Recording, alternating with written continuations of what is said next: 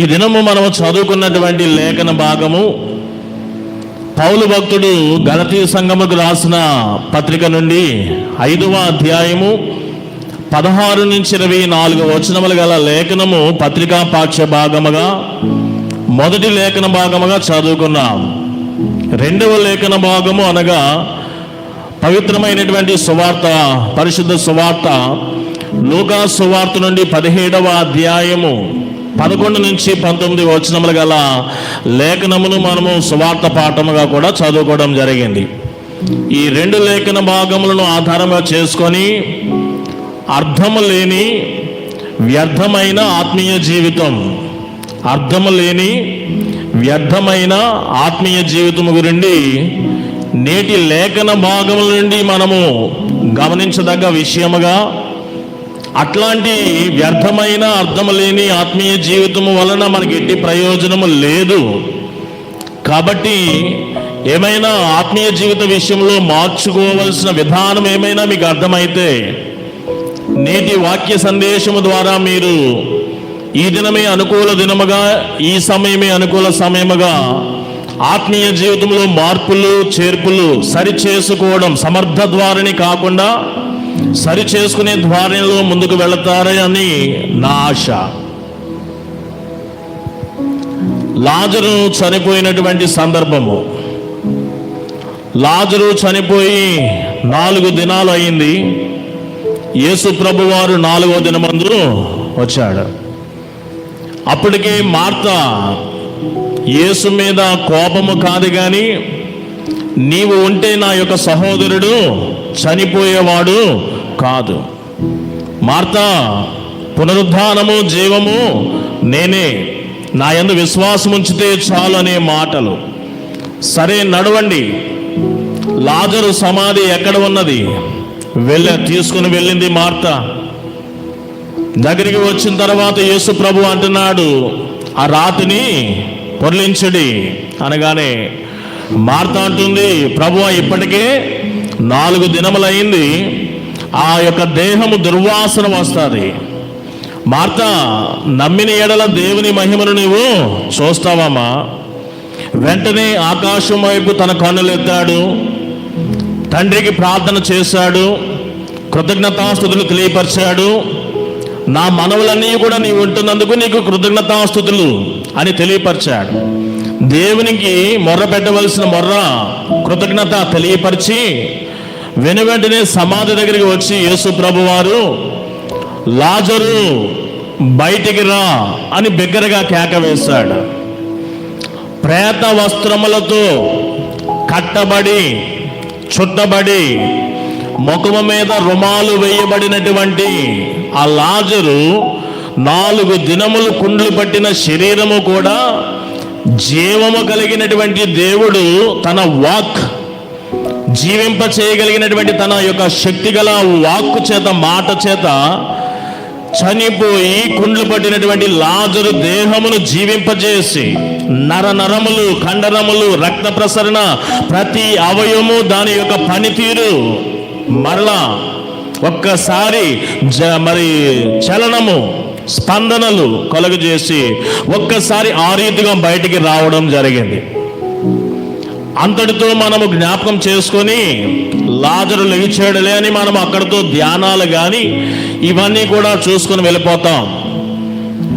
ఎందుకు నేను కొంచెము ఒక అడుగు ముందుకు వెయ్యాలి అని అనిపించింది. అక్కడ ఈ యోహాను సువార్త 11వ అధ్యాయము ఈ 43వ వచనము అయిపోయిన తర్వాత 44వ వచనము కూడా ఎందుకో చదవాలనిపించింది. చదివినప్పుడు చూడండి ఎలా వచ్చాడో లాజరు. ఒకసారి యోహాను సువార్త 11వ అధ్యాయము 43వ వచనం చదువు, తర్వాత 44 చదవమ్మా. లాజరు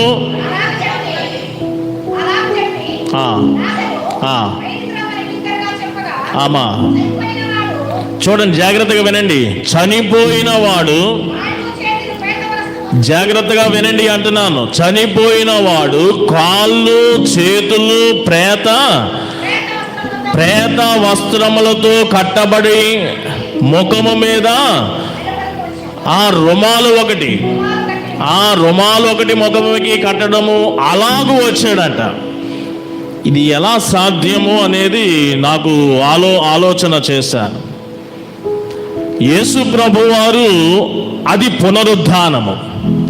యేసు ప్రభువారు పునరుద్ధాన సందర్భంలో కూడా అరిమత యోసేపు యేసు ప్రభువారి యొక్క దేహమును చక్కగానే భద్రము చేసే కదా సమాధిలో పెట్టడం జరిగింది, తన సమాధిలో. కానీ పునరుద్ధాన దినమందు అరిమత యోసేపు ఏదైతే అలంకరించాడో ఆ పార్థివ దేహమునకు, యేసు దేహమునకు ఏదైతే శుభ్రపరిచి ఈ యొక్క ప్రేత వస్త్రములు కట్టాడో ఆ వస్త్రముల ప్రస్తావన అక్కడ లేదు. ఏ సువార్తలో చూసినా సరే దోత, తెల్లటంగి, నిలువుటంగి ఇలాగా అని చెప్పి దోత యొక్క వస్త్రము గురించి ఉంటారు. కానీ ఈ అరిమత యోసేపు సహజమైన విధానములో ఈ చనిపోయిన దేహాలకు శుభ్రపరచుట, భద్రపరిచే క్రమంలో ప్రేత వస్త్రములు చుట్టబడతారు కదా, ఆ వస్త్రము అక్కడ ఏమైందో అక్కడ లేదు. అంటే దాని అవసరం లేదు అక్కడ యేసు ప్రభు యొక్క పునరుద్ధాన సందర్భంలో. కానీ అక్కడ లేని సందర్భము ఇక్కడ పునరుజ్జీవము. ఇది పునరుద్ధానము కాదు కానీ పునర్జన్మ కూడా కాదు కానీ పునరుజ్జీవము. అదే శరీరములో మరలా జీవమును మరలా పునర్నిర్మాణం అంటాం కదా, మరలా జీవింప చేయడము. పునరుద్ధానము వేరు, పునరుజ్జీవము వేరు, అలాగే పునర్జన్మ వేరు. యేసు ప్రభు పునరుద్ధానముడు అయినప్పుడు ప్రేత వస్త్రముల ప్రస్తావన అక్కడ లేదు, మీరు చూసుకోండి. కానీ అక్కడ దాని అవసరం లేదు. దాని గురించి నేర్చుకోవాల్సిన, యేసు దగ్గర అక్కడ నేర్చుకోవాల్సిన ప్రేత వస్త్రముల ప్రస్తావన లేదు.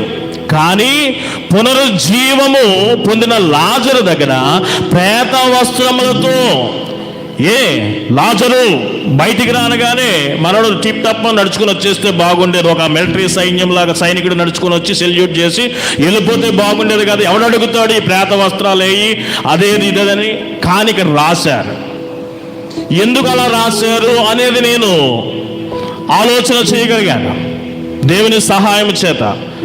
అక్కడ ప్రేత వస్త్రములతో చుట్టబడి కట్టబడి ముఖమునకు కూడా రుమాలు కట్టబడి చుట్టబడి అలా వచ్చేసాడు. నేను చదువుతూ ఉంటే ఈ లాజరు లెగిచాడు కదా, అబద్ధమా? లెగిచాడు కదా. ఈ లెగిచిన వాడు అట్లాగే తన పట్టణంలోనికి, అలాగే తన ప్రాంతంలోనికి, అలాగే తన వీధులలోనికి, అదే బేతనీయ తన యొక్క ఇంటిలోనికి వెళ్ళిపోయాడు అనుకోండి. ఇదే ప్రేత వస్త్రములతో కట్టబడి చుట్టబడి ముఖం మీద రుమాలు ఉంచబడిన వాడే వెళ్ళిపోయాడు అనుకోండి. ఎట్లుంటుంది పరిస్థితి? ఎట్లుంటుంది? కుటుంబము ఎలా ప్రతిస్పందిస్తుంది? బేతనీయ పట్టణము వారు ఎలా స్పందిస్తారు? ఆ బరియల్ గ్రౌండ్ నుండి వెళ్తున్నప్పుడు ఆ చుట్టుపక్కల ఇరుగు పొరుగు వారందరూ కూడా ఎలా స్పందిస్తారు అనేది నా యొక్క ఆలోచన. ఎట్లా స్పందిస్తారు? ఒకవేళ నీవే లాజరు లెగిచాడు, లేకపోతే మీ ఇంట్లో పితరులు ఎవరో లెగిచారు, ఆ ప్రేత వస్త్రములతో పాటుగా వచ్చేసారు అనుకోండి, ఎట్లుంటుంది మన ఆలోచన, మన స్పందన ఎట్లుంటుంది? అది ఎంజాయ్ చేయడము, అనుభవించడము, ఆహ్లాదకరముగా ఆనందముగా తీసుకోవడం మానేసి భయభ్రాంతపరిచే పరిస్థితి. అవునా కాదా? భయము, అన్కాన్ఫిడెంట్, అక్కడ ఇబ్బందిగా ఉంటుంది. ఆ యొక్క నగరిలో, ఆ పట్టణంలో, ఆ వీధిలో, ఆ ఇంటిలో తిరుగుతూ ఉంటే ప్రేత వస్త్రములతో. ఎందుకంటే ప్రేత వస్త్రములు 4 రోజులు కుండ్లు పట్టినటువంటి అదంతా కూడా ఒక దుర్వాసన. ఒక పక్కన సరిపడలేనటువంటి విధంగా తీసుకోలేము మనము, పైగా భయపడిపోతాం, భయభ్రాంతపరిచే పరిస్థితి ఉంటుంది. తర్వాత మనల్ని ఇబ్బంది పెట్టే పరిస్థితి ఉంటుంది. అక్కడ దేవుని కార్యం అది ఎంత గొప్పటిదైనా సరే అలాంటి కార్యం మరెవరు కూడా చెయ్యరు, చెయ్యలేరు, చెయ్యబోరు కూడా. అలాంటి గొప్ప కార్యము, దేవుని కార్యము, మహిమ కార్యము అక్కడ జరగగా, ఒకవేళ ప్రేత వస్త్రములే తీయబడకపోతే, కొట్లే తెంచకపోతే, ముఖము మీద రుమాలే తీయకపోతే గనక ఆ యొక్క అద్భుత కార్యమైన దేవుని కార్యమైనా సరే దానికి విలువ ఉండేది కాదు, దేవునికి మహిమ కూడా ఉండేది కాదు. విలువ లేకపోగా, దేవునికి మహిమ లేకపోగా అక్కడ ప్రజలలో భయభ్రాంత పరిస్థితి, ఇబ్బందికరమైన పరిస్థితే ఉండేది. లాజరును లేపినా సరే ప్రేత వస్త్రములు తీయకపోతే పరిస్థితి అది సంగతి. నిజమే, చనిపోయిన వాడు లేచాడు. అయినా సరే ప్రేత వస్త్రములు అలా ఉండడం వలన ఆ అద్భుత కార్యానికి విలువ ఉండేది కాదు, దేవునికి మహిమ ఉండేది కాదు, ప్రజలలో మిగిలేది భయము, ఇబ్బందే. అందుకనే తాను ఎంత అద్భుత కార్యము చేసినను ఏమన్నాడంటే, బయటికి రాగానే యేసు సమక్షములో, యేసు మాట ప్రకారము, యేసు ముంగిట అతగాడికి ప్రేత వస్త్రములు తీసి వేసి అప్పుడు అతడిని ముందుకు సాగనంపడం జరిగింది. అప్పుడు విలువ వచ్చింది ఆ అద్భుత కార్యానికి, అప్పుడు దేవునికి మహిమ వచ్చింది. ఎందుకు చెప్పానో తెలుసా? ఇది ఈ దిన పత్రికా పాఠ్యానికి ప్రతిబింబము. ఈ దిన పత్రికా పాఠ్యము ఎంతమంది చదువుకొని వచ్చారో తెలియదు, కానీ ఆసక్తి కలిగి కనీసం ఒకరిద్దరైనా చదువుకొని వచ్చుంటారు ఆసక్తితో. వారికి చూడండి, ఈ దిన పత్రికా పాఠ్య భాగం ఏదైతే ఉన్నదో గలతీ పత్రిక 5వ అధ్యాయము 16 నుంచి 24 వచనాలు గల లేఖనానికి ప్రతిబింబమే ఇక్కడ నేను ఇంతవరకు చెప్పిన లాజరు యొక్క పునరుజ్జీవము జరిగిన సంఘటన చివరి 44వ వచనం. ఈ సమయంలో మరి ఒక మాట నేను మీకు తెలియపరచాల. యేసు పునరుజ్జీవమును కలుగజేసే ఆ శక్తి కలిగిన యేసు గురించి ఇదే పౌలు భక్తుడు, గలతీ పత్రిక రాసిన పౌలు భక్తుడే కొరింథీ పత్రిక మొదటి పత్రిక రాస్తూ 15వ అధ్యాయం అంతా కూడా ఏం చేశాడంటే తన గురించి చెప్పుకుంటూ యేసు పునరుద్ధాన ప్రస్తావన, మృతుల పునరుద్ధానము గురించి ఎక్కువ మాట్లాడుతాడు 15వ అధ్యాయంలో. ఇప్పుడు నేను చెప్తున్న మాటలు జాగ్రత్తగా మీరు వినండి. మొదటి కొరింథీ పత్రిక 15వ అధ్యాయంలో చదవవద్దు, సమయం అంతా ఆ పేరా అంతా చదవాలంటే కష్టమవుతుంది. నేనే చెప్తాను. 45 నుంచి 50 వచనాలు జాగ్రత్తగా వినండి. 45వ వచనం నుండి ఈ రీతిగా రాయబడి ఉంటుంది. మొదటి ఆదాము అనబడుతున్నటువంటి వాడు జీవించు ప్రాణి అయి ఉన్నాడంట. కానీ కడపటి ఆదాము ఎలా ఉన్నాడంటే జీవాత్మ ఆయను. కేవలము మొదటి ఆదాము జీవించు ప్రాణి, కానీ ఇప్పుడు లాజరు దగ్గర మనం చూసాం కదా, జీవాత్మ, జీవింప చేయగలిగే శక్తిమంతుడు ఇతడు. కడపటి ఆదాం అంటే మన ప్రభువును రక్షకుడైన యేసుక్రీస్తు వారు, ఇతడు జీవింప చేయగలడు. మొదటి ఆదాము, ఈ యొక్క మొదటి ఆదాము భూ సంబంధమైనటువంటి వాడు, మంటి నుండి తీయబడినటువంటి వాడు. కానీ కడపటి ఆదాము అనబడుతున్న క్రీస్తు పరము నుండి పంపబడిన వాడు, వచ్చినవాడు. మొదటి ఆదాము ఎలాగూ భూ సంబంధమైన వాడు, మంటి నుండి తీయబడ్డవాడు, ఆ మంటి నుండి తీయబడిన వాడి లక్షణాలే భూ సంబంధమైన జన్మ కలిగిన ప్రతి ఒక్కడు కూడా అట్టి లక్షణాలే కలిగి ఉంటాడు. కానీ కడపటి ఆదాము పర సంబంధం నుండి వచ్చిన వాడు, పరము నుండి వచ్చిన వాడు అట్లాంటి వాడే. ఆయన యందు పర సంబంధమైన వారు కూడా అట్లాంటి వారే, క్రీస్తు లాంటి వారే ఆయన యందు ఉన్నవారు కూడా. ఈ క్రమంలో ఒక వచనము 50వ వచనము చాలా స్పష్టము. ఏమిటి? ఇప్పుడు మీరు చదవండి. క్షయమైనది అక్షయతను స్వతంత్రించుకున్నదంట. రక్త మాంసములతో కూడిన ఈ శరీరము ఎవరు చేయలేదా? దేవుని రాజ్యమును స్వతంత్రించుకొన నేరదు. చదవమ్మా. సహోదరులారా,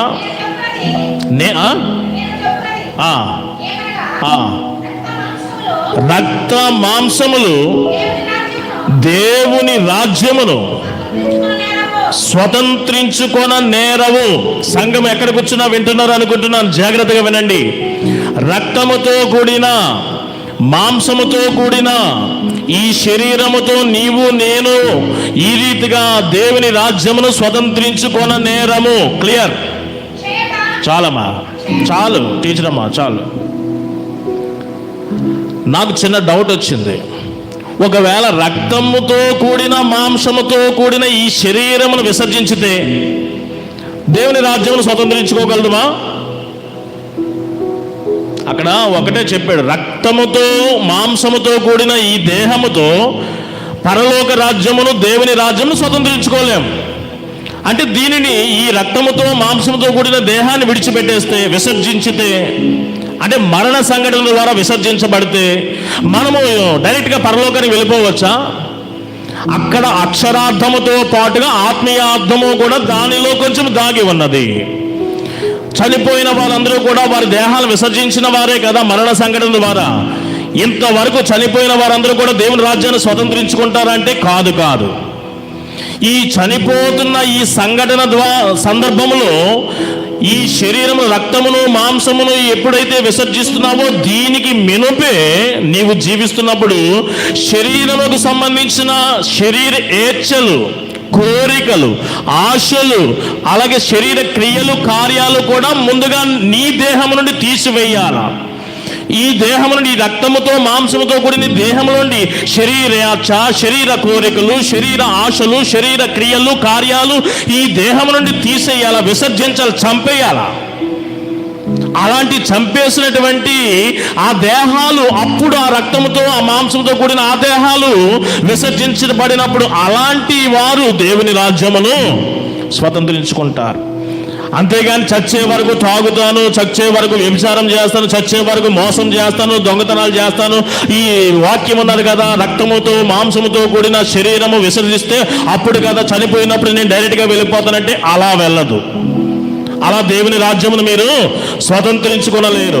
ఈ శరీరమును విసర్జించక మునిపే నీవు జీవిస్తున్నప్పుడే ఈ శరీర కోరికలు, ఆశలు, వాంఛలు, ఏచ్ఛలు, క్రియలు, కార్యాలు నీ నుండి, ఈ శరీరం నుండి ఈ శరీరానికి దూరం చేయాలి, విసర్జించాలి, చంపేయాల. వాటిని చంపకపోతే సేమ్ ఇక్కడ కొరింథీ పత్రిక 15:50 ఏదైతే చెప్పబడిందో శరీరం ఒకటే కాదు, ఈ దిన లేఖన భాగము కూడా అదే చెప్తున్నది.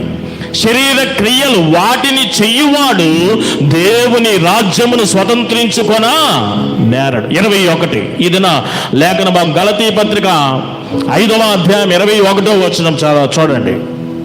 అది ఈ దిన లెసనమ్మా.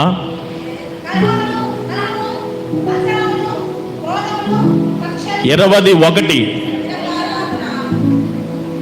నేను చదువుకుంటాను. సరేనమ్మా, నేను చదువుతాను, జాగ్రత్తగా వినండి. 21 సెకండ్ హాఫ్ నుండి చదువు. వీటిని గూర్చి నేను మునుపు చెప్పిన ప్రకారము ఇట్టి వాటిని చెయ్యువారు. ఎట్టి వాటిని చెయ్యువారు? ఆ పైన కొన్ని చెప్పబడి ఉన్నవి. ఇట్టి వాటిని చేయవారు. ఇందాక పౌలు చెప్పాడు కొరింథీ పత్రికలో, జ్ఞాపకం ఉంచుకోండి. రక్త మాంసములతో కూడిన దేహము దేవుని రాజ్యమును స్వతంత్రించుకున్నది. అంతటితో ఆగిపోవద్దు. ఆ శరీరముతో పాటుగా మనము విసర్జించవలసినవి, మరి తీసివేయవలసినవి, మన శరీరం నుండి చంపివేయాల్సినది మరొకటి ఉన్నది. ఇదిగో ఈ శరీర క్రియలు, కార్యాలు, ఏచ్ఛలు, ఆశలు, కోరికలు వీటిని నెరవేర్చువాడు దేవుని రాజ్యమును స్వతంత్రించుకొన నేరడు. బ్రతికి ఉండగానే ఈ శరీరాన్ని మనం విసర్జించక మునిపే, చచ్చేలోపే ఈ శరీరానికి సంబంధించినవన్నీ కూడా మనము చంపివేయాలని ఇక్కడ రాయబడి ఉన్నది. ఈ శరీర కార్యాలు ఇక్కడ ఎన్నిగా రాయబడి ఉన్నవి? శరీర కార్యాలు 15గా రాయబడి ఉన్నవి. వాటిని కొంచెం ఎక్స్టెండ్ చేసుకుంటాను. ఇప్పుడు జిల్లాలు ఉన్న జిల్లాలని ఇష్టానుసారంగా విడదీస్తున్నారు కదా, అలా నేను విభజిస్తాను అంటే 15వది ఒక 3 విషయాలుగా విభజించుకోవచ్చు. అప్పుడు 17గా కనబడతాయి. అల్లరి అనేది ఒకటి ప్రత్యేకత, అల్లరితో కూడిన ఆట ఒక ప్రత్యేకత, అల్లరితో కూడిన పాట అదొక విషయముగా. మొత్తం 15 కానీ 17 కానీ 15 శరీర కార్యాలు లేదా 17 శరీర క్రియలుగా నేను మీకు చూడగలిగాను. ఎందుకు ఇది చెప్తున్నానంటే ఈ దినాన మన అంశముల మధ్యలో ఒకసారి జ్ఞాపకం చేయాలని ఆసక్తి కలిగింది. ఏమిటంటే మన అంశము మీ అందరికీ తెలిసే ఉంటుంది. అర్థము లేని వ్యర్థమైనటువంటి ఆత్మీయ జీవితం వద్దు అనేదే నా అంశము. ఈ దినాన ఎందుకు అదంతా కూడా చెప్పుకుంటూ వచ్చాను ఇంతవరకు అంటే, ఇప్పుడు జాగ్రత్తగా వినండి. ఇక్కడ 15 శరీర కార్యాలను లేదా 17 శరీర కార్యములను 4 రకములుగా నేను పార్టేషన్ చేయడం జరిగింది. 4 విభజనలు చేశాను. మీరు ఇంతవరకు ఆ దృక్పథములు చూసారో లేదో నాకు తెలియదు. ఈ శరీర కార్యాలు ఏమైతే ఉన్నావో వీటిని ఎవరైతే కలిగి ఉంటారో, ఎవరైతే మీ శరీరంలో మీ చావునకు ముందే మీరు చంపకపోతారో, వీటి నుండి తీసివేయకపోతారో దాని ప్రతిఫలం ఏమై ఉంటుందో తెలుసా? ఏం బిడ్డ జాగ్రత్తగా విను. దాని యొక్క ప్రతిఫలం ఎట్లుంటుందంటే ఈ శరీర 15-17 కార్యాల వలన ఈ కార్యాలు నిన్ను దేవుని నుండి నిన్ను దూరము చేస్తాయి. నువ్వేతే ఈ శరీర కార్యాలు ఇక్కడ చెప్పబడిన 15-17 కార్యాలలో ఏ 1 కానీ 2 కానీ 17 కానీ నువ్వు కలిగి ఉన్నావు అంటే ఒక్కటైనను సరే ఆ శరీర కార్యాలు నిన్ను దేవుని నుండి ఏం చేస్తాయంట? వేరు చేస్తాయి. రెండవ విషయము, ఈ శరీర కార్యాలు మీలో ఎవరికైనా ఉంటే మీరు విధ్వంసకరమైనటువంటి ప్రవర్తన కలిగి ఉంటారు. విచిత్రమైన ప్రవర్తన, దానిని మూర్ఖపు ప్రవర్తన అంటాం. నా ఇష్టం నీకేంటంట అనే మూర్ఖత్వం. ఎవరైతే శరీర కార్యాలు కలిగి ఉంటారో దేవుని నుండి వారిని వేరు చేస్తాయి ఈ క్రియలు, శరీర కార్యాలు. ఎవరైతే ఇలాంటి శరీర కార్యాలు కలిగి ఉంటారో వారు మూర్ఖులైపోతూ ఉంటారు, విధ్వంసకరమైనటువంటి ప్రవర్తన కలిగి ఉంటారు. మూడవ విషయము, ఎవరైతే ఈ శరీర కార్యాలు కలిగి ఉంటారో వారు అవిధేయులైపోతారు, తిరుగుబడతా ఉంటారు. ప్రజలలోకి దేవునికి కూడా తిరుగుబాటు, అవిధేయత, తిరుగుబాటు. ఎవరైతే శరీర కార్యాలు క్రియలు వారిలో ఉంటావో 1 కానీ అంతకు మించి 15 కానీ 17 కానీ వారు ఈ శరీర కార్యాల యొక్క ప్రభావం వల్ల వారిలో పాపము స్థాపించబడి వారు పాపముగా ఉండిపోతారు. ఈ శరీర కార్యాలు ఎవరైతే అలవాటైపోయారో ఈ శరీర కార్యాల వల్ల లాస్ట్ అండ్ ఫైనల్గా వారు ఏమైపోతారంటే ఆత్మ నశించిపోతుంది. 2వ మరణమునకు, నాశనమునకు, మరణముకు పాత్రులు వారు.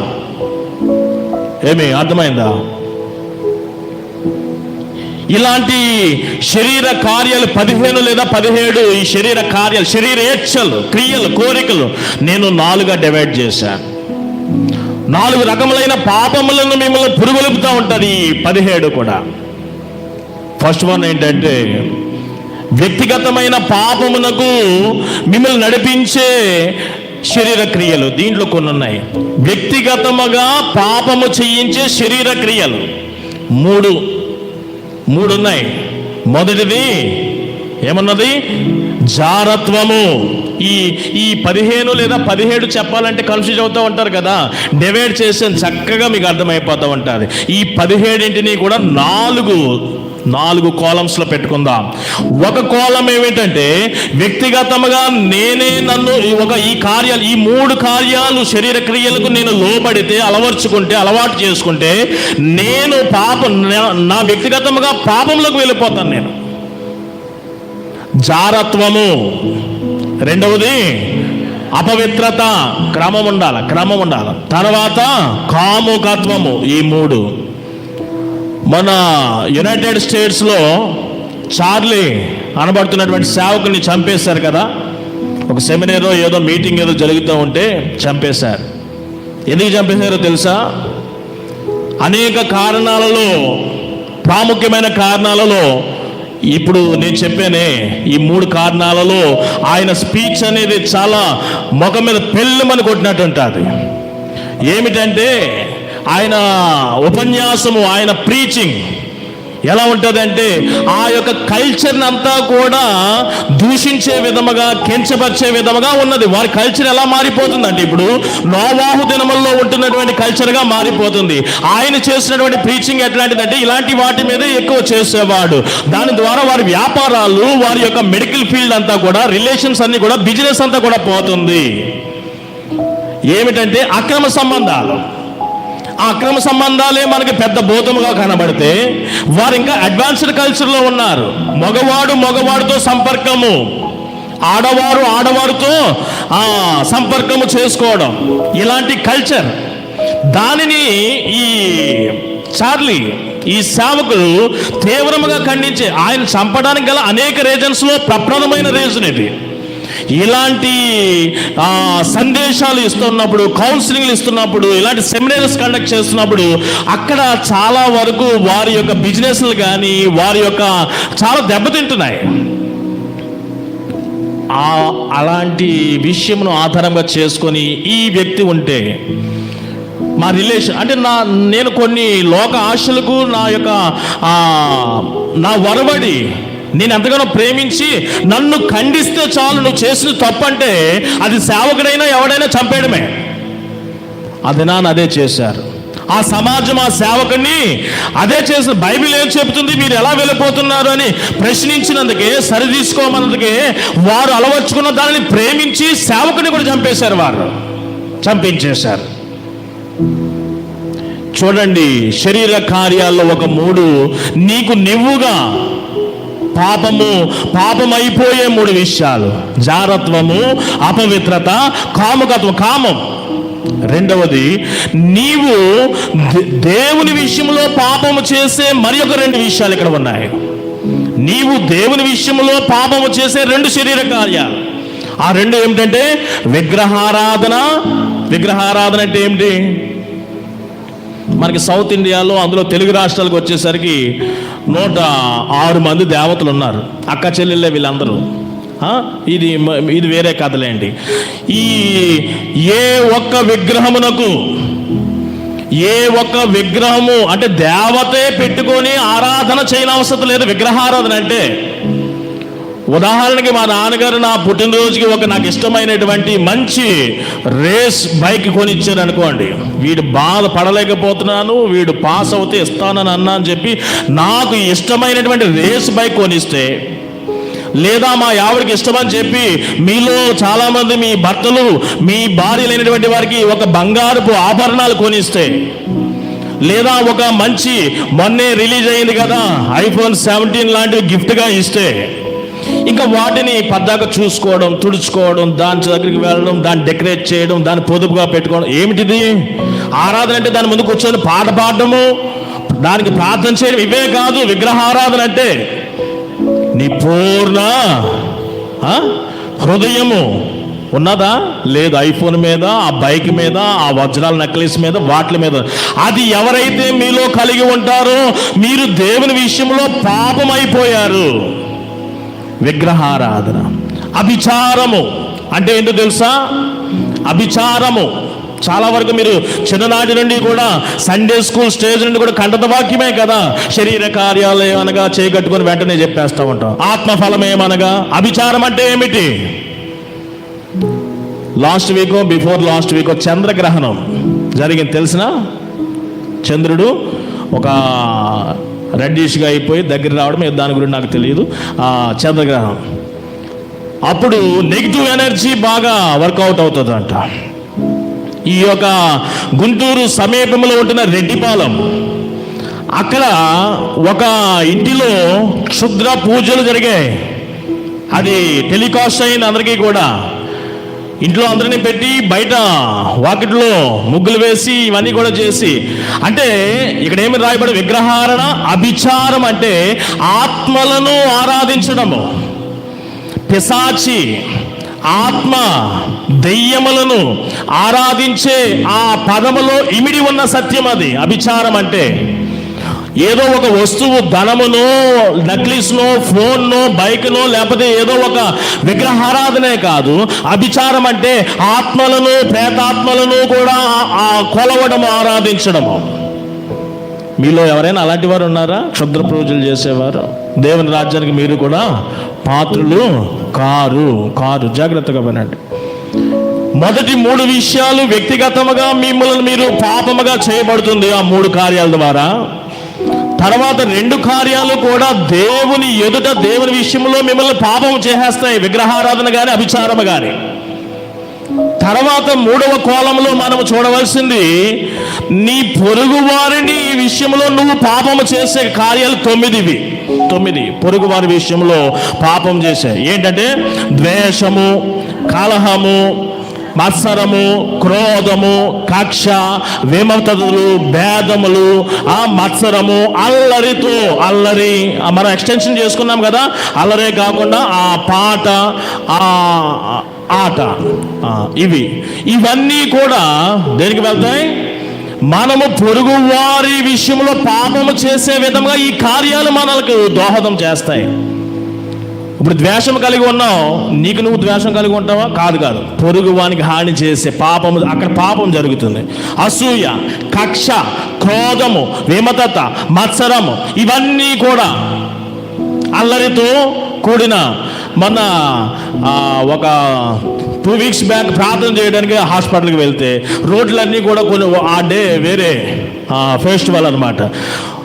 ఆ యొక్క ఆట బాగున్నా నేనే నా గుండె అదురొచ్చేసింది. ఆ సౌండ్ డీజే సౌండ్ అంట కొడతా ఉంటే నా చెవులు ఎంత బలమైనవన్నీ కూడా ఆ డీజే సౌండ్ ముందు నేనా నిలవబడలేకపోయాను. అంటే ఏమైతుంది, ఆ ఆట, ఆ అల్లరి, ఆ పాట నాకు అనీజీ కలిగించింది కదా. నాకే కాదు, ఎంతోమంది పేషెంట్లు ఉంటారు. అందరూ హాస్పిటల్ చిన్నది, ఆ స్పూన్ కింద పడితే ఆ సౌండ్కి చచ్చిపోయేవాడు ఉంటాడు ఒక్కొక్కసారి పేషెంట్ అన్నవాడు. అలాంటిది ఈ అల్లరితో కూడిన ఆటలేంటి, పాటలేమిటి. అలాగని ఒక మతము గురుని కాదు, ఇవన్నీ కూడా జాగ్రత్తగా పొరుగు వారి విషయంలో మనము పాపము చేసిన వారిగా ఈ 9 విషయాలు మనము ఉంటాము. ద్వేషము దగ్గర మొదలు పెడితే అల్లరితో కూడిన ఆట పాట వరకు ఈ 9 విషయాలు కూడా పొరుగు వారి విషయంలో పాపులుగా మనలను చేస్తాయండి. ద్వేషం కలిగి ఉన్నారా? మీలో కొంతమంది ఒకరి ఏడల ఒకరి ద్వేషం కలిగి ఉన్నారు కదా. జాగ్రత్త, అలా అది తీసుకోండి. దినాన తీసుకోకపోతే కనుక ఏమవుతుంది, వీటిని చెయ్యువారు పరలోక రాజ్యం, మునిపే చెప్పి ఉన్నాను, వీటిని చెయ్యువారు పరలోక రాజ్యమునకు, దేవుని రాజ్యమును వీరు స్వతంత్రించుకొననేరరు. కాముకత్వము, జారత్వము, అపవిత్రత ఇవి నువ్వు కలిగి ఉన్నావా, దేవుని రాజ్యమునకు నీకు ఛాన్స్ లేదు. విగ్రహారాధన, అది వస్తువు రూపంలోనైనా, దేవత రూపంలోనైనా, దేవుడి రూపంలోనైనా సరే విగ్రహారాధన చేస్తున్నావా, లేదా అభిచారము, ఆత్మలను కొలుస్తున్నావా, దేవుని రాజ్యంలో నీకు ఛాన్స్ లేదు. మూడవది, పొరుగు వారి విషయంలో పాపము చేసే విధముగా వెళ్తున్నావా, ఈ కార్యాల ద్వారా ద్వేషిస్తున్నావా, లేదా మరి క్రోధము, కక్ష, విమతత, మత్సరము, భేదం ఏమైనా చూపెడుతున్నావా, పార్షియాలిటీ లాంటివి, ఏమో అల్లరి, పక్కన నీవు ఏదో చిన్న ప్రోగ్రాం పెట్టుకోవడం, పెద్ద అల్లరి చేయడము, విశ్వాసానికి తగదు, చేసుకుంటే చేసుకో, నీ ఇష్టమంటావా చేసుకో. కానీ ఇట్టి కార్యముల వల్ల, ఇట్టి శరీర కార్యములను బట్టి పొరుగువాని విషయంలో నువ్వు పాపము చేయబడుతున్నావు కాబట్టి నీవు దేవుని రాజ్యమునకు వారసుడు కాదు, స్వతంత్రించుకోలేవు. ఫైనల్లీ 4వ విషయం చెప్తున్నాను, 4వ కోలం. అది జాగ్రత్తగా దీన్నే డివైడ్ చేయాలి. ఈ అల్లరితో కూడినటువంటి ఆట పాట అనేది డివైడ్ చేయాలి. ఈ 3వ కోలంలో మనము మత్తతుల వరకు మనం కట్ చేసుకున్నా పర్వాలేదు, మత్తతుల వరకు. కానీ ఫైనల్గా 4వ కోలంలో అల్లరితో కూడిన ఆట పాట అన్నాను కదా, ఇది సమాజ విషయంలో మనం పాపం చేసేది. ఇది పర్టికులర్గా చూస్తే ఇది 3వ దాంట్లో కలుపుకోవచ్చు, లేదా 4వ కోలంగా కూడా మనము చూడవచ్చు. వ్యక్తిగతంగా పాపం చేసే శరీర కార్యాలు, అలాగే 2వది దేవుని విషయంలో పాపం చేసే శరీర కార్యాలు, 3వది పొరుగు వాని విషయంలో పాపం చేసే శరీర కార్యాలు. ఇవి 15వది మనము పర్టికులర్గా ఇంకొక డివైడ్ చేసుకుంటే దాంట్లో కలుపుకోవచ్చు, లేదా డివైడ్ చేయవచ్చు. 4వ కోలంగా అల్లరితో, ఇది సమాజమును విషయంలో నీవు పాపిగా పాపము చేసే ఈ అల్లరితో కూడిన ఆట, అల్లరితో కూడిన పాట. 4 కోలమ్స్. ఈ 4 కలిగి ఉండటం వలన నువ్వేమైపోతున్నావంటే దేవుని రాజ్యమును నీవు స్వతంత్రించుకో. మరి ఇప్పుడు దాకా ఆరాధన చేసావు కదా, కానీ ఇవి ఉన్నాయి కానీ ఇప్పుడు దాకా నువ్వేం చేసావు, ఇన్ని రోజులు కూడా మంచి ఆరాధన, మంచి స్తుతి ఆరాధన, మంచి కానుకలు, మంచి మరి విధానంలో క్రైస్తవులుగా విశ్వాసంలో ఈ రీతిగా మెరుగావు. ఇదంతా కూడా నా అంశం ఏంటంటే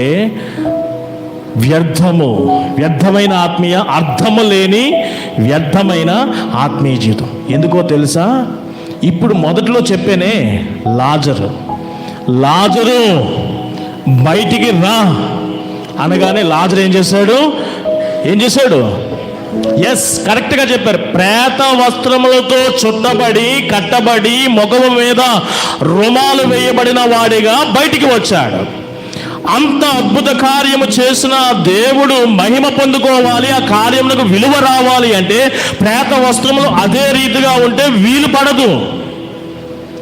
ఆ లాజరుకి అంటుకొని, చుట్టబడి, కట్టబడి, అతుక్కొని ఉన్నటువంటి ప్రేత వస్త్రములన్నీ కూడా రిమూవ్ చేస్తేనే యేసు సమక్షములో యేసు మాట ప్రకారము, యేసు ముంగిట ఈ ప్రాసెస్ జరిగితేనే అప్పుడు దేవుడు అంతవరకు చేసిన కార్యములకు విలువ సమాజంలో అది ఎంజాయ్ చేస్తారు. ఆ ప్రజలందరూ కూడా దాన్ని స్వీకరించగలరు, ఆనందపడగలరు ఆ కార్యం ఎడల. లాజరు కంటే దీనమైన దరిద్రమైన స్థితి మనది. నా తల్లి గర్భములో నేను పాపములో పుట్టి ఉన్నాను. పాత ఆదాము గర్భములో మనం ఎలాగా పాపములో పుట్టబడి ఉన్నాము. మీ అపరాధముల చేత, మీ పాపముల చేత మనం ఎలా ఉన్నాము? ఆ లాజరు వల్లే చనిపోయి ఉన్నాము. సమాధిలో ఉంచబడ్డాం. సమాధి మీనింగ్ అపవాది బంధకాల్లో ఉన్నాం, సంఖ్యలలో ఉన్నాం. అలాంటి సమాధిలో నుండి లాజరును లేపిన వాడే అపవాది బందీ అనబడుతున్న సమాధిలో నుండి, పాపములో నుండి నిన్ను నన్ను కూడా లేపాడు. నిజమైన వెలుగు ఉన్నది, అది లోకంలోనికి వచ్చి ప్రతి వాడిని కూడా వెలిగించింది. ఆరిపోయిన ఆత్మను వెలిగించింది. లాజరు కూడా బ్రతికి బయటకు వచ్చాడు. కానీ ఎప్పుడు విలువ వచ్చిందంటే, బ్రతకడం గ్రేట్ కాదు, గ్రేటే. ఎప్పుడు గ్రేట్ అని దానికి వస్తుందంటే దానికి రిమూవ్ చేయాలి అవన్నీ కూడా. నీవు కూడా అపవాది నుండి విడుదల, విమోచన పొందావు. దేవుడు యేసు శిలువ రక్తము చేత ఆయన నిన్ను ఈ రీతిగా విమోచించాడు, మంచిదే.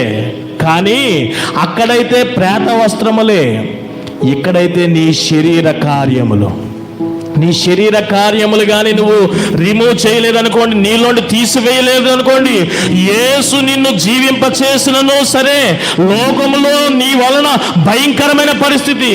నిన్ను చూసి లోకము అంత కన్ఫిడెంట్గా ఫీల్ అవ్వట్లేదు, ఇబ్బంది పడుతున్నారు నీ వలన. అలనాడు బ్రతికినటువంటి లాజరు వలన ఏమీ వరగదనుకున్నాడు, ఏమిటో అవి రిమూవ్ చేయాలనుకున్నాడు. ప్రేత వస్త్రములు రిమూవ్ చేయించే ముందుకు పంపించాడు. ఈ దినాన నిన్ను కూడా పాపము నుండి జీవింపజేశాడు. కానీ నీ విషయంలో జరిగిన ఆయన కార్యం ఎప్పుడు విలువ వస్తుందంటే, నీ యొక్క శరీర క్రియలు, కార్యాలు, శరీర ఏచ్ఛలు, ఆశలు, కోరికలు ఇవన్నీ కూడా నువ్వు తీసివేయగలిగితేనే, ప్రాచీన స్వభావం తీసివేస్తేనే దేవుడు నీ విషయంలో చేసిన ఆ యొక్క కార్యము విలువైనది గాను దేవునికి మహిమకరముగా ఉంటుంది. లేదు, దేవుడు నన్ను లేపాడని చెప్పి ఆ ప్రాచీన స్వభావము, శరీరేచ్ఛలు, కోరికలు అలాగే అంటి పెట్టుకొని ఉంటానంటే దుర్వాసన. నిన్ను చూసి సమాజము, నీ కుటుంబము, నీ తల్లిదండ్రులు, నీ భార్య, నీ బిడ్డలు అన్కంఫర్ట్గా ఫీల్ అవుతున్నారు, భయభ్రాంతులు అయిపోతున్నారు. జాగ్రత్త. ఇది నా శరీర కార్యాలు నువ్వేం చేయాలి? శరీర కార్యాలు ఏం చేయాలా? ప్రేత వస్త్రముల వలె తీసివేయాలి. ఈ శరీర కార్యాలు 15 కానీ 17 కానీ 4 వర్గాలుగా చెప్పినటువంటి విషయాలు ఏ ఒక్క వర్గము, ఏ కోణంలో కూడా నువ్వు పాపముగా ఉండకూడదు, పాపముగా ఉండకూడదు. వీటిని చెయ్యువారు దేవుని రాజ్యమును స్వతంత్ర. రక్త మాంసములతో కూడిన శరీరము దేవుని రాజ్యమును స్వతంత్రించుకున్న నేరం అంతటితోటే కాదు, ఈ శరీరముకు సంబంధించినటువంటి శరీర క్రియలు కూడా ఈ శరీరము చావక మునిపే మనము వాటిని చంపేయాలి. చంపకపోతే దేవుని రాజ్యము మీరు పొందుకోలేరు. ఆ మాత్రం దానికి శరీర కార్యాలు విసర్జించలేనప్పుడు అర్థము లేని ఆత్మీయ జీవితము ఇది వ్యర్థము. నువ్వు ఆరాధించినా ఒకటే, మందిరానికి వచ్చినా రాకపోయినా ఒకటే, దీనివల్ల నీకు ఒరిగేదేమీ లేదు. కాబట్టి ఇలాంటి అర్థం లేనటువంటి ఇక్కడ కూర్చొని పాటలు, ప్రార్థనలు, ఆరాధనలు, ఇంకా ఏదేదో, ముందు నీ శరీర కార్యాలు, ప్రేత వస్త్రములు తీ. నువ్వు లేచినా, నీ గుండె మంచి ఫంక్షనింగ్ బాగున్నా, నీ లివర్ ఫంక్షనింగ్ బాగున్నా, దేవుడు యేసు ద్వారా నా శరీరం లాజరు అంటున్నాడు, అరే నా వెయిన్స్ అని, నా ఎముకలని బాగానే పనిచేస్తున్నా, ముందు అవి తీరా బాబు. ఏంటవి? ప్రేత వస్త్రములు తీ. అప్పుడే మేము నిన్ను ఫీల్ అవ్వగలుగుతాం, నిన్ను సమీపించగలదాం.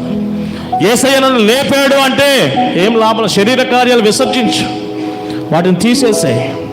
అవి తీస్తేనే నిన్నుగా విలువగా చూడగలరు, దేవునికి మహిమ కలుగుతారు. మీలో ఎంతమంది ఎంతవరకు కూడా అర్థం లేని వ్యర్థమైనటువంటి ఆత్మీయ జీవితంలో వచ్చారో నాకు తెలియదు. కానీ ఈ దినం ఒకవేళ దేవుడు నాతోనే మాట్లాడాడు అనుకుంటే కనుక తప్పనిసరిగా ఈ 15 లేదా 17 శరీర కార్యాలు మీలో లేకుండా చూసుకోండి. అదే మొదటి నుండి కూడా 16వ వచనము, మీరు ఆత్మానుసారంగా మీరు నడువుడి. ఆత్మ శరీరము ఎప్పుడు కూడా విరోధమే. ఇలాగని చెప్పుకుంటూ శరీర కార్యాల గురించి చెప్పాడు. అయితే మనకి ఆ కంటిన్యూషన్లోనే ఆత్మఫలం ఏమనగా, ఇది వేరే మరలా ప్రసంగం, ఇది దేవుని చిత్తమైతే మరలా చెప్పుకుందాం. ఆత్మఫలం ఏమనగా ప్రేమ, సంతోషము, దీర్ఘశాంతము, దయాలత్వము, సమాధానము, విశ్వాసము, ఇవన్నీ కూడా మీకు తెలిసిన కదా. ఇవన్నీ మీలో కనబడాలి. ఇవన్నీ కూడా మీలో అవి కనబడకూడదు. ఏవి కనబడకూడదు అవి కనబడుతున్నాయి, ఏవి కనబడాలో అవి మీలో కనబడటలేదు. జస్ట్ చేంజ్ చేసుకుంది దాన్ని వెళ్తున్నప్పుడే. రేపన్నది నీది కాదు. ఏమి నువ్వు ఉంటావో నేను ఉంటానో లేదో, ఈ దినమే దేవుడిచ్చాడు. ఏమైనా చేంజ్ అనేది చేసుకోవాలని మైండ్లో చిన్నదేమైనా తడితే వెంటనే ఆత్మ సహాయం తీసుకో. శరీర కార్యాలను విడిచిపెట్టు, ఆత్మానుసారంగా నడుచుకో. ఆత్మానుసారముగా నడుచుకునడం వలన శరీర క్రియలను జయించగలుగుతాం. ఆత్మ సహాయం తీసుకోను నాకు తెలుసు అంటే ఇంకా ఓకే, సర్దుకో, పర్వాలేదే, ఎలాగైనా నడుచుకో. కానీ దేవుని రాజ్యం నువ్వు స్వతంత్రించుకోనలేవు.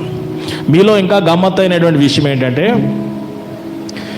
మీలో చాలామంది దేవుని దగ్గరికి వచ్చిన మీ అందరూ కూడా ఎక్కువ శాతం లోకంలో వ్యక్తిగతంగా కృంగిపోయిన వారు, వ్యక్తిగతమైన విషయాల చేత, కుటుంబము చేత బాధింపబడిన వారు, సమాజము చేత బాధింపబడిన వారు, మరి బిజినెస్లో, మరి ఉద్యోగాలలో లోకము ప్రభావం చేత కృంగిపోయిన వారు, దుఃఖపడిన వారు, అణచివేయబడిన వారు, ఈ లోకము, కుటుంబము, సమాజము, ఈ లోకము వారి చేత పెయిన్ అనుభవించిన వారు, ఈ లోకములో ఎక్కడ ఆదరణ దొరక, ఓదార్పు దొరక, ధైర్యము కలిగించేవారు తోడుగా లేనటువంటి సమయంలో ఇంకా దేవుడే నాకు ఆశ్రయుడు, ఆయనే నాకు ఆధారము, ధైర్యపరుస్తుడని వచ్చిన వారే మీలో చాలామంది, 90%.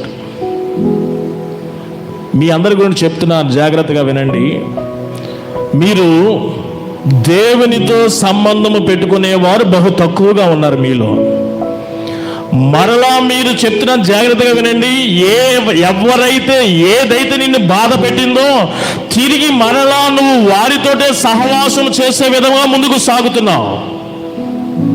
ఎవరైతే నిన్ను బాధ పెట్టారో, చీకొట్టారో, చేదరించారో, నిన్ను ఆ దూరం చేశారో, మరలా నువ్వేం చేస్తున్నావంటే అక్కడికే వెళ్తున్నావు. కానీ నిన్ను ఆదరించిన వాడిని, ధైర్యపరిచిన వాడిని మాత్రము యూజ్ అండ్ త్రోలాగా వాడుకొని విడిచిపెడుతున్నావు. ఇప్పుడు దాకా నేను ఈ మాట స్వార్థ పాఠ్య భాగమునకు ప్రతిబింబము. 10 మంది శుద్ధులయ్యారు, 10 మంది శుద్ధులయ్యారు. 10 మంది కూడా వారి అక్కర కొలది ధర్మశాస్త్రము చేత సమాజమునకు దూరముగా వెలివేయబడ్డారు. ఏ యొక్క ప్రజలైతే వెలివేసి దూరముగా అంటవారి వారుగా చూశారో ఆ ప్రజల నుండి దూరమయ్యారు. కుటుంబానికి, కుటుంబస్తులకు దూరంగా ఉన్నారు. ఆ పెయిన్ అనుభవించిన వారికే తెలుస్తుంది. దానిలో వీరి ప్రాబ్లం వలన కులమతాలు చూసుకోలేదు, ఏకమైపోయారు ఆ ప్రాబ్లంలో.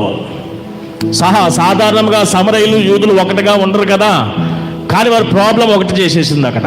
అప్పుడు కులం లేదు, మతం లేదు, అందరూ కలిసిపోయారు అనమాట. ఇంకా వీరు మార్గంలో ఉన్నారు. ఏ జనమైతే, ఏ మతం అయితే, ఏ ధర్మశాస్త్రం అయితే వారిని దూరం పెట్టి పెయిన్ ఇచ్చిందో, ఒక్కసారి వారందరూ కూడా ఇంకా మాకు లోకంలో దిక్కేమీ లేదు, మొక్కేమీ లేదు, మాకు ఉద్ధరించేవాడు, సహాయం చేసేవాడు ఎవడు? యేసే. యేసు దగ్గరికి వచ్చారు. యేసు దగ్గరికి రావాల్సిందే లోకంలో ఎవడైనా సరే సహాయం కొరకు వచ్చారు. యేసు యందు విశ్వాసం ఉంచారు. విశ్వాసానికి క్రియారూపము చేపడితే నీవు నేను వినుటలో మొదటిది. విశ్వాసములో ఒక క్రియారూపము చూడగలగాలి అంటే వినాల యేసు మాట. రెండవది విధేయత వహించాలి. యేసు దగ్గరికి వచ్చారు 10 మంది కుష్ఠరోగులు. యేసు యందు విశ్వాసముతో వచ్చారు. రెండవది యేసు మాట విన్నారు. మూడవది యేసు మాటకు విధేయత వహించారు. విధేయత, వారి విశ్వాసము, వారి వినుట, వారి విధేయత వారిని ఏం చేసింది? వెంటనే వెళ్ళుచుండగానే వారు ఏమైపోయారు? శుద్ధులయ్యారు. శుద్ధులైన 10 మందిలో, శుద్ధులైనటువంటి వారిలో ఒకడు దేవుని దగ్గరికి రాలేదు, ఒకడు దేవుని దగ్గరికి వచ్చాడు. శుద్ధులైన వారిలో ఒకడు దేవుని దగ్గరికి వచ్చాడు.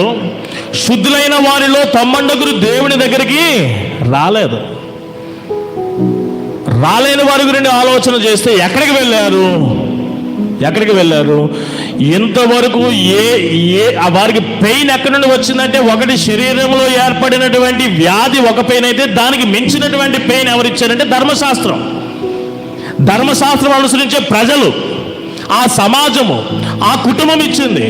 ఎవరైతే పెయిన్ క్రియేట్ చేశారో వీరు బాగుపడిన తర్వాత ఎక్కడికి వెళ్ళారు? మరలా కుక్కలాగా అన్నమాట. సిగ్గుపడినా బాధపడినా పర్వాలేదు, మరలా ఎక్కడికి వెళ్ళారంటే కుక్క తోక వంకరన్నట్టు ఎక్కడ పెయిన్ వారికి కలిగిందో తిరిగి అక్కడికి వెళ్ళారు. అసలు కార్యం చేసిన వాడి మైండ్లో లేడు.